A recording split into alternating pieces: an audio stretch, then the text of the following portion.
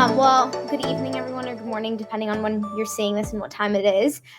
Yes, so as Matthew mentioned, I'm currently graduating in May from the MS in Data Science program at Columbia University.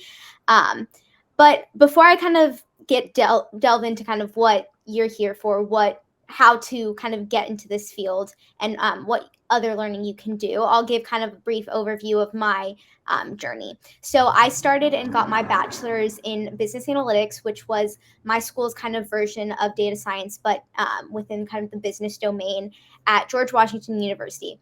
And so there kind of learned a lot about having these models and kind of these outputs, but what kind of they mean to a business as a whole and kind of how to analyze that. So it was coming from a very business background. Fast forward, when I graduated, I started at IBM as a federal consultant.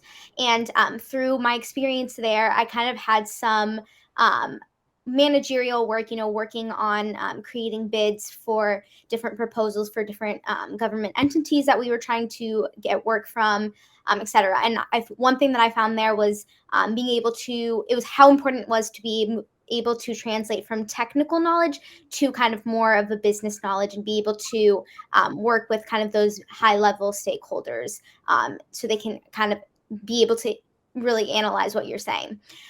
So transition to that, after kind of that work, I then got put on a project with the Bureau of Prisons, where kind of we are tasked with modernizing their prison system.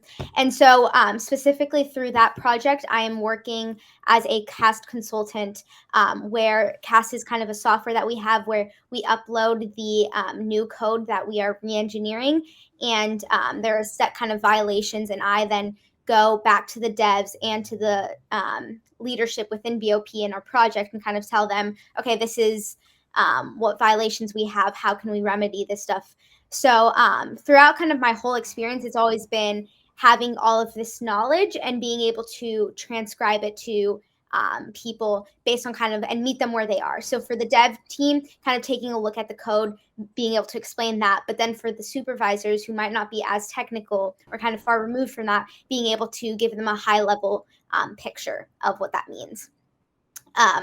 And so through my master's program right now, I've been able to kind of narrow focus on exactly what I want to do, which kind of healthcare industry, and focus on more of the ethics and fairness within all of these models and AI, kind of as, Angel was talking about his passion as well. So been able to take a lot more technical classes, but also kind of have that background in industry and how healthcare and AI machine learning kind of come together. So next slide. That kind of is a brief overview of my experience, but then I think where I can really shed some light is, okay, how do I get started? It can be very overwhelming. I mean, Billy touched upon this, like things are constantly changing within a blink of the eye. I mean, I had a paper due a couple of days ago related to, I took a stance on accountability in the healthcare industry, and I used kind of sepsis as an example. And lo and behold, when I was checking New York Times or Washington Post one today, there was actually a piece about sepsis and how the FDA has approved that algorithm. So, from just 2 days, so much has changed already. But so now to kind of connect back to how can I get started?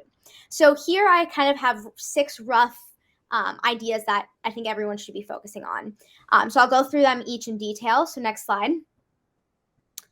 Identify your skill gap based on kind of what skills are needed. So if you are looking to get into a really technical role, statistics and linear algebra are going to be your best friends. You better know that by heart. And also kind of data structures, knowing how the technical background CS kind of works is paramount. And then obviously programming. If you don't know Python and R, which are the most common used in industry right now, then can't really do any coding related to that. So I think if you have trouble or not familiar with any of these, kind of maybe take some courses focused on this so you can have the good foundation to build up on that. Next slide. And then also one thing that my experience as a master's taught me is that I need to kind of get more specific. So there are different industries in which AI is being used. I mean, Billy and Angel really touch upon this, but kind of narrowing down what specific industry you want, or the next slide, picking more of an application specific domain. So do you want to work in NLP, computer vision? Do you want to do more of the ethical and fairness side that I was talking about? Or do you want to be kind of focused strictly on math and proofs and how these algorithms come about? So that's kind of more of a self-reflection, seeing what you want to do. Next slide. So then the next kind of, I think I mentioned this a lot, but take online courses, get more familiarity with that. So next slide.